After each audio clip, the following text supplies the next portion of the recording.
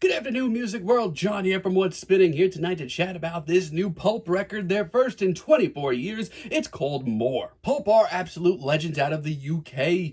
If you're a fan of British rock and art pop and Britpop especially, you probably know who the hell we're talking about. Now, Pulp actually got their beginnings in the early 80s, starting with the folky beginnings of the It album, as well as the post-punk driven Freaks album, which were okay at best. They certainly had their moments, but for me, the band really didn't come into their own until the His and Hers album, my favorite Pulp record. Jarvis Cocker's swagger, the grooves, and the band's charisma as a whole just sort of all came together on this record. They also released Different Class, another absolute classic. I mean, it is so steamy and so sleazy and so unbearably human.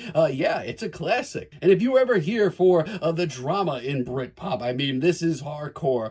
That is definitely the album for you. Now, back in 2002, they released the We Love Life record, which I feel like a lot of people enjoyed for the most part, but for me, it was definitely one of their less consistent projects. By that time, I felt like, I don't know, things were just kind of cooling off with the band. Now here we are, 24 years later, with a new album from Pulp. And I knew that they had been working on something for a while, and they dropped a few singles. Let's chat about this thing. I will say, the first chunk of this album is pretty much a treat. I mean, Pulp sound a lot like themselves, and after 24 years, that's certainly not a bad thing. Spike Island, this album's intro, and the debut single from this album is very warm, very colorful, easy to get lost in. Jarvis still oozes charisma, and the band just seems refreshed overall. And yeah, it's not the most wowing single, but it's a great intro to this record. Tina is even stronger, though, bringing in a massive cinematic flair and some drama. It's got hushed, calculated verses and a big, lavish chorus. This is what I show up for. It's classy, it's catchy as hell. It's been stuck there ever since I first heard it, actually. Grown Ups brings in a lot of that swagger of their early work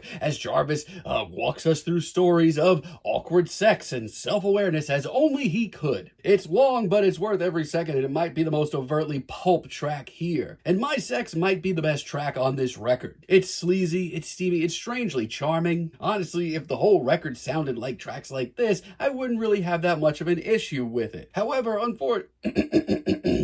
Unfortunately, not everything on More hits the mark. I mean, after a promising opening stretch, Pulp absolutely slam on the brakes very quickly. Yeah, the slow jam track. I mean, this one certainly tries. It meanders along a little awkwardly. It brings in some very nice strings as well. But it overall just kind of never finds its footing and just, I don't know, it's kind of a letdown. Farmer's Market definitely had me intrigued at first. Once again, the violin is a nice touch, but the pacing drags and Jarvis goes from confident to, I don't know, sounding like he's half asleep. I mean, I get it. After 24 years, they've all certainly matured quite a bit. They've definitely grown older, but they sound a whole lot more deflated than refreshed or refined. And the Hymn of the North, honestly, is like pulling teeth for me. I think this is easily the worst track here. I mean, this track aims for like hushed and subtle, but honestly just sounds lifeless. I genuinely had to force myself to stay awake while writing my notes for this track. And as a closer, A Sunset just kind of seems rushed, thrown together, and Jarvis sounds genuinely bored. Sure, it flares up a little bit and gets colorful in the final moments, but for me, it's too little too late. I mean, this mid to late stretch of the record is just not the return to form that I wanted to hear. Now, there are some real highlights later on the record.